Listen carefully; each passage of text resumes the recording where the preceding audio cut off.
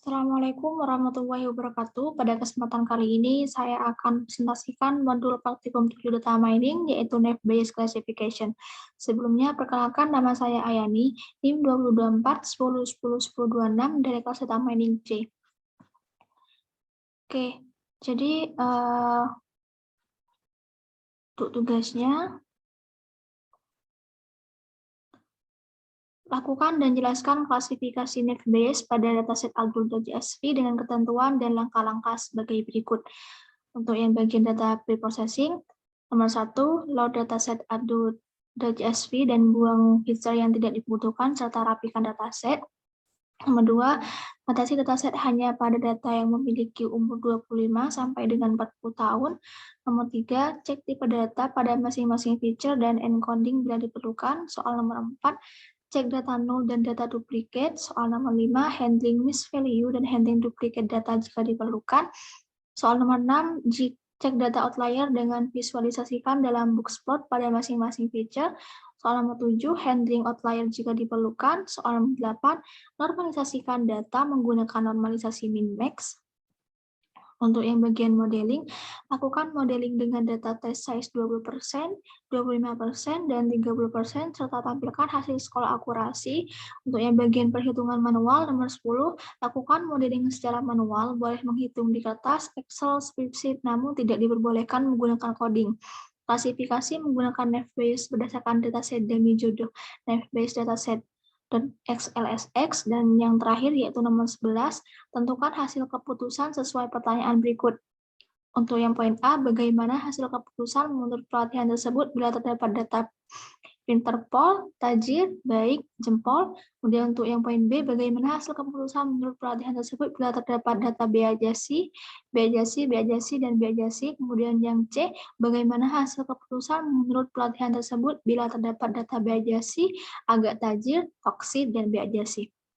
Oke, langsung saja kita pada implementasi codingan. Jadi sebelum kita lanjut pada pengerjaan soalnya, kita di sini mengimportkan beberapa library yang dibutuhkan, yaitu pertama saya mengimportkan NumPy dialaskan dengan MP. Kemudian saya mengimportkan pandas alias PD, saya mengimportkan matplotlib dan playplot alias plt, kemudian saya mengimportkan seaborn alias sns. Jadi di sini ada beberapa library scalan. Untuk yang pertama yaitu scalan untuk pre-processingnya saya mengimportkan library encoder dan juga min-max scaler. Jadi untuk library encoder ini untuk encoding datanya atau menormalkan tabelnya, kemudian untuk yang min-max scaler di sini untuk normalisasi min-max-nya. Kemudian untuk yang model selection-nya saya mengimportkan train test split. Jadi train test split ini untuk membagi dataset menjadi training testing dan juga data testing. Selanjutnya terakhir yaitu dari library scalan untuk Naive Bayes-nya saya menemukan Gaussian Naive Bayes-nya untuk model algoritmanya. Nah, setelah itu kita masuk pada pengerjaan soal untuk yang bagian data pre-processing. Untuk soal nomor 1, load dataset Aldol.jsv dan buang feature yang tidak dibutuhkan serta rapikan dataset. Nah, baik, jadi di sini sebelum kita masuk pada soal nomor 1, kita harus mengimportkan file CSV-nya terlebih dahulu supaya datanya itu bisa kita load. Nah, di sini saya membuat sebuah variabel bernama df, kemudian saya menggunakan metode read.csv untuk membaca file CSV yang bernama Aldol.jsv, kemudian saya print df.shape. Shape ini di sini untuk mengetahui ukuran dari datanya atau dimensi dari datanya, kemudian saya panggil df-nya. Oh, ini belum kita jalankan dulu tadi. Oh, sudah. Oke, jadi maka tampilannya akan seperti ini ya. Jadi di mana pada file CSV di sini ada attribute age, work class, education, marital status, occupation, sampai dengan yang terakhir yaitu ada income. Dan datanya itu ada sebanyak 48.842 baris dan 15 kolom seperti itu. Nah, di sini ada data yang bernilai atau value yang bernilai tanda tanya. Jadi saya beranggapan bahwasanya data yang memiliki nilai atau value tanda tanya di sini saya anggap kosong, jadi perlu kita buang gitu. Nah, selanjutnya di sini saya dengan menggunakan perintah df replace. Di sini saya data yang akan kita buang adalah data yang memiliki value atau nilai tanda tanya itu yang tadi, kemudian di sini saya isi dengan name atau not a number, kemudian saya impress nilainya dengan true. Nah, setelah itu di sini saya menggunakan df drop and add untuk axisnya sama dengan 0, jadi baris yang ini akan terhapus nantinya, kemudian saya impress nilainya dengan nilai true. Kemudian saya print df shapes-nya untuk mengetahui ukuran dari datanya. Nah, ketika sudah kita jalankan, maka datanya akan muncul sebanyak 45.222 baris dan juga 15 kolom. Nah, tadi kan sebelum kita buang yang data yang nilainya itu tanda tanya, tadi kan ada 48.000. Setelah kita buang, maka datanya akan berkurang menjadi 45.222 dan juga 15 kolom, seperti itu. Oke, selanjutnya untuk soal nomor 2, batasi dataset hanya pada data yang memiliki umur 25 sampai dengan 40 tahun. Jadi, di sini saya membuat sebuah variabel baru yaitu slice bernama /df, kemudian untuk data frame-nya saya di sini ada umur yaitu S, di sini nilainya kurang dari lebih dari sama dengan 25, dan data frame umur yang satunya adalah nilainya kurang dari sama dengan 40. Jadi nanti datanya akan dari rentang umur 25 sampai dengan 40 tahun. Kemudian saya print /df konsepnya ini untuk mengetahui ukuran dari datanya nanti. Kemudian saya panggil /df-nya. Jika kita jalankan, nah, maka tampilannya akan seperti ini ya. Jadi di sini sudah umurnya sudah ada antara rentang yaitu 25 sampai dengan 40 tahun. Datanya itu sebanyak 19.243 baris dan juga 15 kolom. Oke, selanjutnya kita lanjut pada soal nomor 3, yaitu cek tipe data pada masing-masing feature dan encoding bila diperlukan. Nah, jadi di sini saya menggunakan properti df.dt.types di sini untuk mengetahui tipe data dari masing-masing kolomnya. Jika kita jalankan, nah ini adalah tipe data dari masing-masing kolom dari atribut dari age sampai dengan income, di mana datanya itu bernilai integer dan juga objek. Nah, sekarang saya ingin mengetahui data mana aja sih yang bernilai objek dan juga integer. Nah, di sini saya membuat sebuah variabel objek kolom. Nah, variabel objek kolom ini saya buat untuk mengetahui kolom mana sih yang bernilai objek, dan untuk yang integer 64 kolom ini saya buat untuk mengetahui kolom yang bernilai integer. Nah, kemudian di sini untuk yang objek kolom saya pilih dulu select data type-nya, select data type-nya yang bernilai objek pada kolomnya. Kemudian untuk yang integer sama, saya di sini memilih dulu data type-nya yang bernilai integer dari kolomnya. Nah, kemudian saya print untuk kolom tipe data objeknya. Di sini untuk objek kolomnya dan untuk yang integer kolomnya, seperti itu. Nah, jika kita jalankan, maka tampilannya akan seperti ini.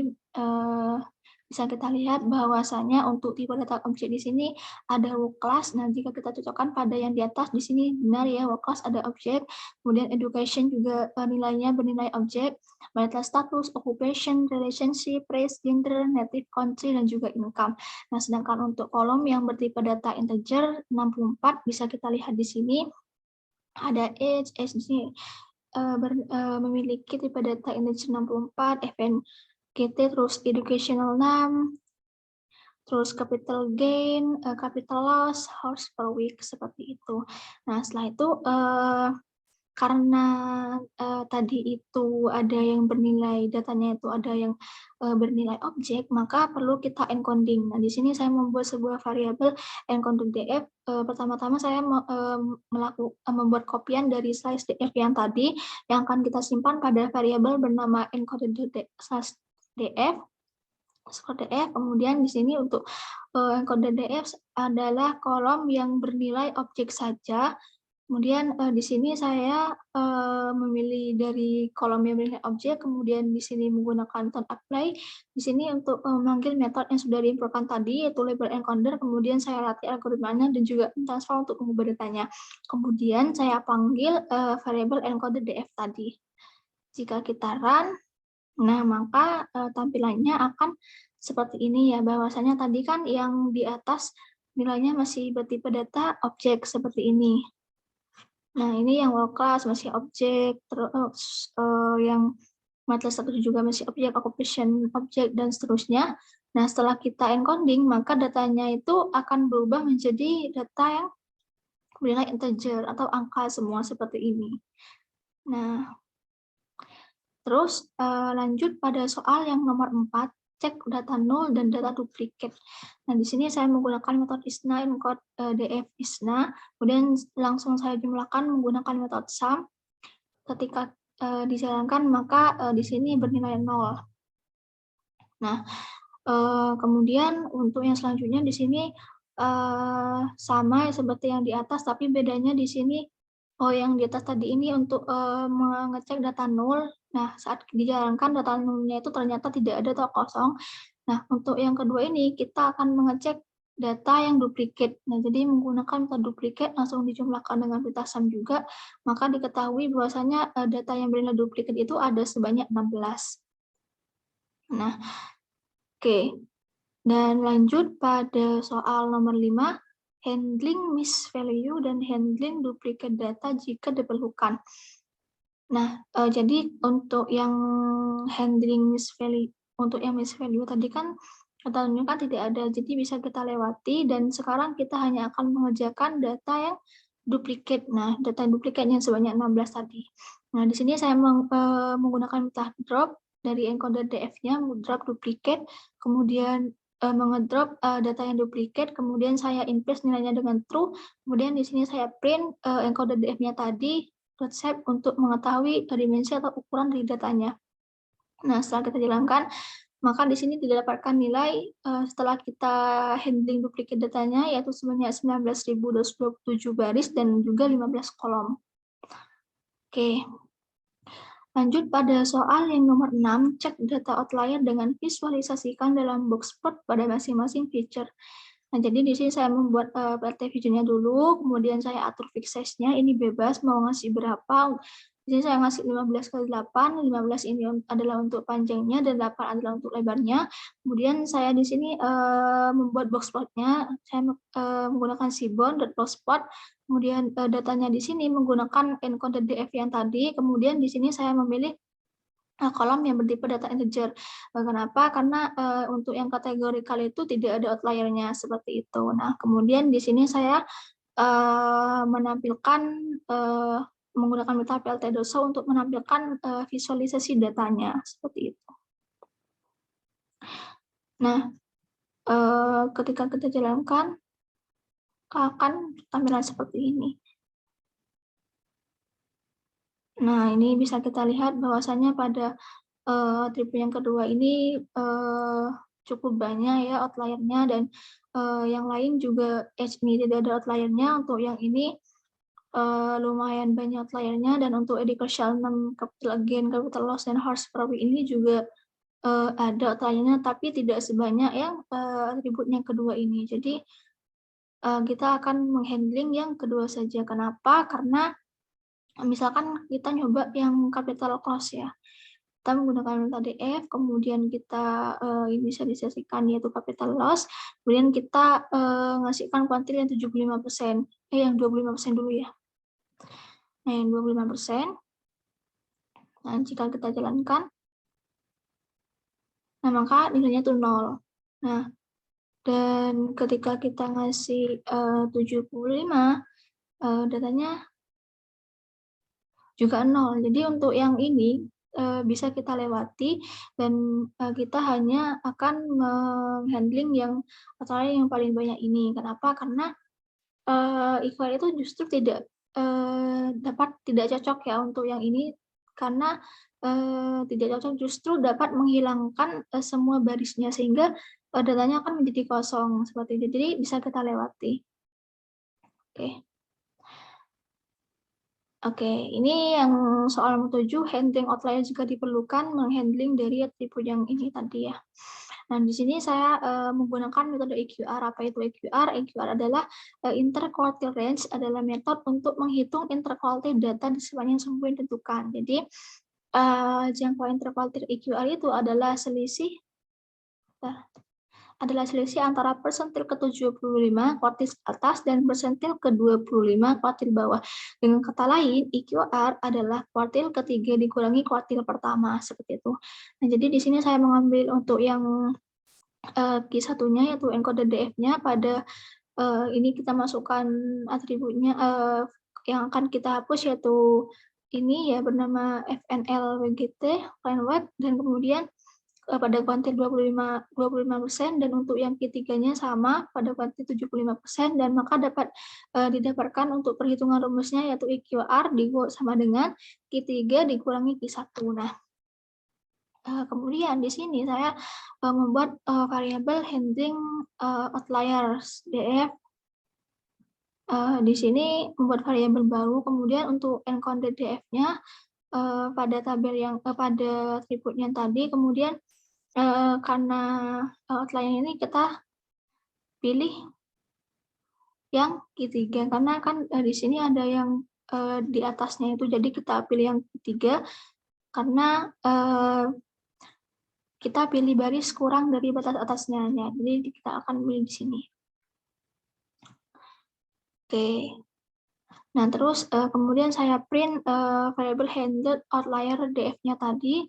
.shape ini sama ya untuk menghitung ukuran datanya atau dimensi dari datanya. Kemudian saya buat PLT figure-nya, saya atur fixed size-nya 16 kali 6, 16 untuk panjangnya dan 6 untuk lebarnya.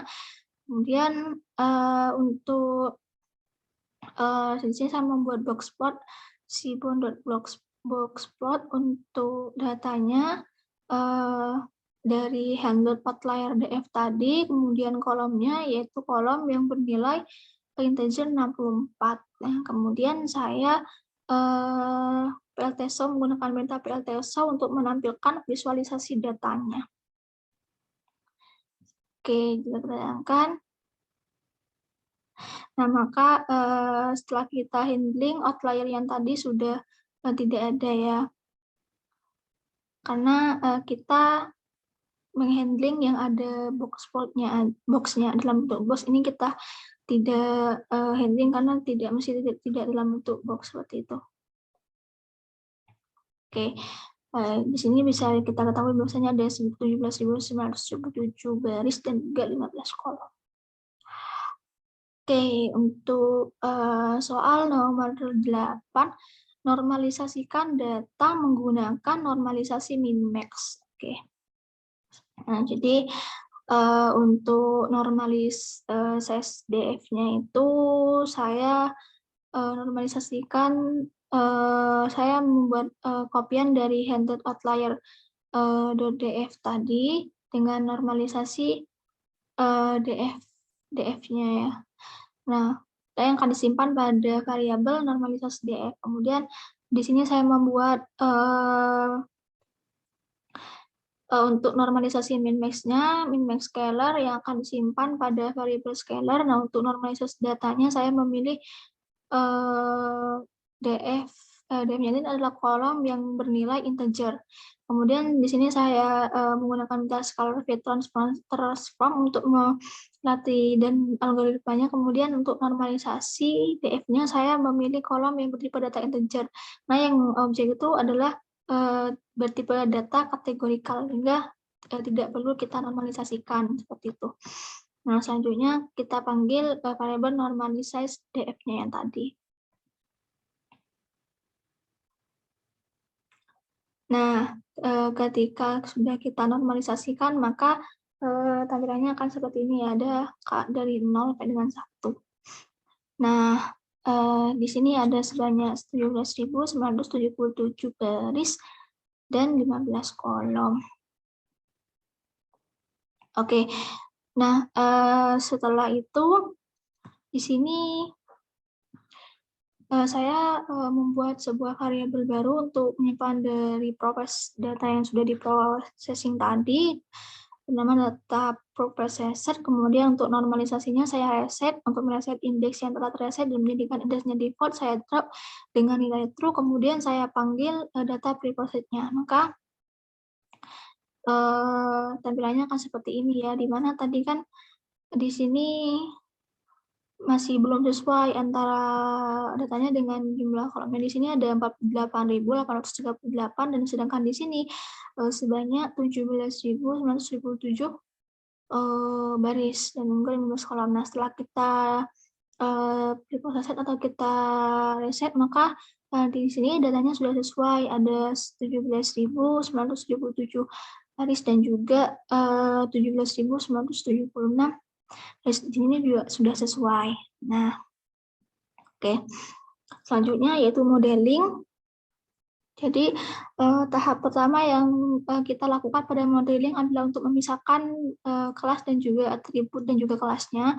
Di sini saya membuat atributnya itu S dan juga kelasnya itu Y. Nah, di sini saya menggunakan ilog. Jadi ilog di sini untuk memilih data berdasarkan indeksnya. Nah, kan.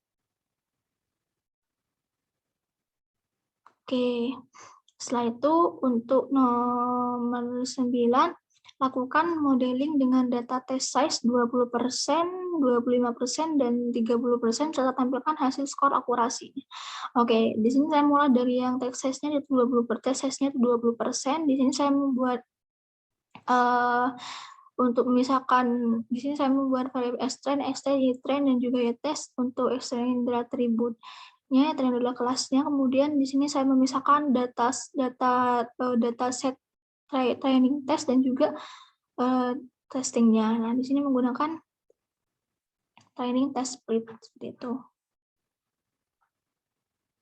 Itu memisahkan data training dan juga data testingnya. Menggunakan train test split. Nah, di sini saya masukkan atributnya yaitu x, y, kemudian saya atau test size-nya dengan float 20%, 0,2 dan random state-nya saya menggunakan angka 100. Kemudian di sini saya membuat model algoritmanya yaitu dengan Gaussian Naive Bayes. Kemudian di sini saya untuk model untuk melatih extend dan juga extend dari kelasnya dan juga extend untuk atributnya dan juga ytrain untuk kelasnya. Kemudian saya print untuk mengetahui model dari skor, untuk mengetahui akurasi datanya skor dari modelnya yaitu x-test pada atributnya dan juga y-test pada kelasnya. Kita jalankan.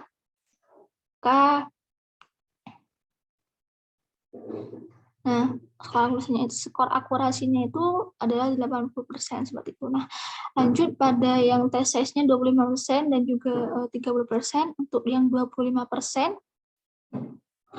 Nah, di sini sama ya caranya seperti tadi, tapi cuma beda test size-nya. Di sini saya kasih 25%, 0,25, dan di sini saya masukkan atribut test size-nya, random set-nya 100, sama seperti tadi, langsung kita jalankan saja. Oke, maka skor akurasinya itu 80% masih sama ya. Nah, selanjutnya yang terakhir yaitu test size-nya yang 30%. Nah, untuk yang 30% masih sama caranya kayak yang di atas tadi, cuma beda yang kita masukkan atribut, terus test size-nya juga random set-nya 100%, beda di tesnya aja sih, tapi untuk caranya juga sama semua. Tesnya ini ada di 0,3 yang 30%, bisa langsung kita jalankan.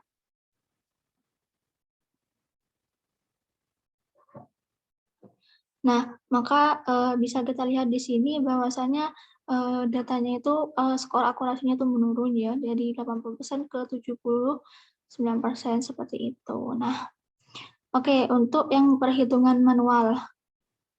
Untuk yang nomor 10, lakukan modeling secara manual, boleh menghitung di kertas, Excel, spreadsheet, namun tidak diperbolehkan menggunakan coding. Klasifikasi menggunakan Naive Bayes berdasarkan dataset dummy, judul Naive Bayes dataset. Oke. Nah, jadi untuk nomor Untuk nomor 10 di sini ada pekerjain. Nah, untuk nomor 10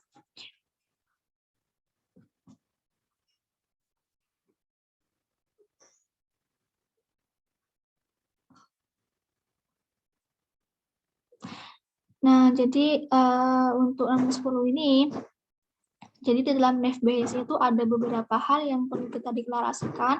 yaitu ada probabilitas. Jadi probabilitas itu ada dua, probabilitas superior dan juga posterior. Nah, probabilitas superior merupakan probabilitas yang hanya mengeksekusi dari kelasnya itu aja. Sedangkan kalau probabilitas posterior itu juga menyatakan beberapa atribut yang dikombinasikan dengan kelasnya. Nah, jadi kalau di dalam probabilitas superior ini kita tinggal menghitung aja kayak gini. Nah, untuk probabilitas superior di sini P keputusan sama dengan gas lamar adalah 10 dibagi 20 sama dengan 0,5. Jadi 10/20 ini dapat dari mana? Oke, bentar saya searching yang datanya dulu.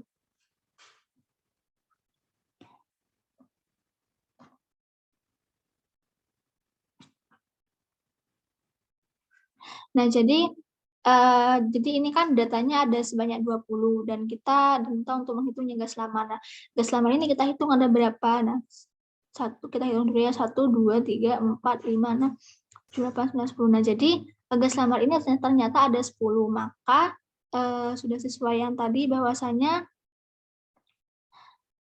nilainya tuh 10/20. Jadi banyaknya gas lamar dibagi dengan banyaknya data. Banyaknya data itu kan ada 20, sedangkan untuk gas lamar itu ada 10, maka 10 bagi 20 sama dengan 0,5 seperti itu. Sama juga yang untuk keputusan dipikir dulu.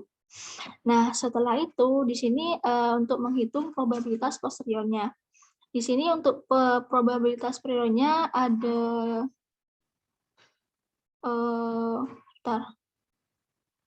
ada probabilitas posterior kecerdasan, ada probabilitas posterior harta, terus probabilitas posterior perilaku, dan juga probabilitas posterior kesetiaan. Nah, jadi saya akan mencontohkan satu saja ya, karena caranya juga sama, untuk yang ke belakangnya juga sama. Nah, untuk yang pengambilan keputusan sebenarnya gas lamar ketika kecerdasannya itu Peter-Paul itu nilainya 0,9. Sedangkan untuk di sini rumusnya P keputusan sama dengan gas lamar ketika kecerdasannya itu sama dengan berapa Peter-Paul, kemudian dikalikan pengambilan keputusan sama dengan gas lamar. Jadi cara mudahnya itu tadi kan sudah kita definisikan nilainya itu ada 0,5. Jadi kita tinggal mengalihkan 0,5 di sini dengan 0,9, maka hasilnya adalah 0,45. Sama juga sama yang pengambilan keputusan sama dengan dipikir dulu, ketika kecerdasannya itu sama dengan Peter-Paul, maka kita tinggal mengalihkan 0,5 itu dikalikan dengan 0,1, maka hasilnya adalah 0,05. Sama juga seperti misalkan yang probabilitas harta di sini. Nah, jadi pengambilan keputusan sama dengan dipikir dulu ketika hartanya itu sama dengan agak tajir, maka kita tinggal mengalihkan 0,5 dikalikan dengan 0,5, maka hasilnya adalah 0,25 seperti itu.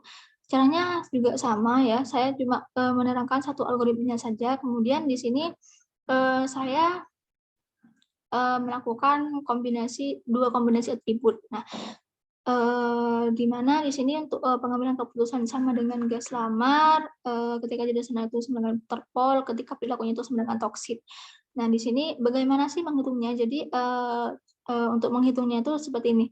Jadi untuk keputusan gas lamar ketika kecerdasan itu Peter-Paul sebanyak 9/10, jadi 10 ini adalah jumlah dari gas lamarnya yang sudah kita hitung tadi, ada sebanyak 10, kemudian untuk yang P keputusan dengan gas lamar ketika perilakunya toksit juga 2/10, nilai 2/10, kemudian untuk keputusannya dengan gas lamar adalah 10/20 yang tadi itu kan. Nah, jadi jika kita operasikan, kalau kita hitung, maka nilainya adalah 0,9.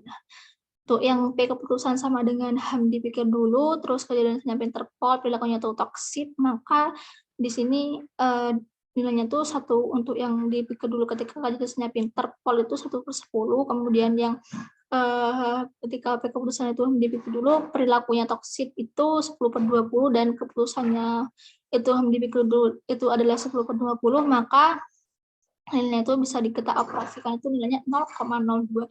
Jadi bisa kita simpulkan di sini bahwasanya misalkan untuk kecerdasan, jika kecerdasannya itu Peter-Paul dan juga perilakunya toksit, maka pengambilan keputusannya itu adalah gas lamar gitu. Nah, selanjutnya di sini saya menggunakan 3 kombinasi ya. kombinasi atribut di sini untuk gas lamar ketika kecerdasannya itu 9 Interpol dan juga perilakunya toksit dan hartanya itu tajir, maka pengambilan keputusan itu gas lamar. Nah, caranya juga sama ya, kita tinggal menambahkan saja di sini untuk keputusannya, hartanya tajir, di sini kita tambahkan yang ini. Nah, dari dua ini bisa kita simpulkan bahwasanya untuk yang ketika kecerdasannya itu Interpol, kemudian perilakunya itu toksit dan hartanya itu tajir, maka pengambilan keputusannya adalah gas lamar. Seperti itu. Nah, jadi oke, selanjutnya di sini saya menggunakan 4 kombinasi ya.